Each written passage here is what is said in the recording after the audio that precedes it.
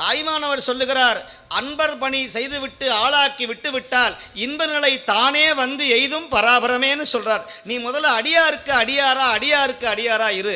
அப்படி சொன்னவர்கள் எங்கள் நாயன்மார்கள். சுந்தரர் என்கிற சுந்தரர் சிவாச்சாரியார் குலத்தில் தோன்றியவர். அவர் திருவாரூருக்கு போய் சாமியை கும்பிட்றார். இவர் பார்க்கிறார், முதல்ல ஞான சம்பந்தரையோ நாவுக்கரசரையோ அவர் கும்பிடல.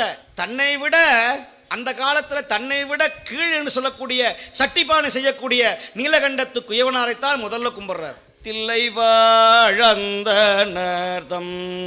அடியார்க்கும் அடியேன், அது பொது. திருநீல கண்டத்து குயவனார்க்கு அடியேன், இல்லையே என்னாத இயற்பகைக்கும் அடியே.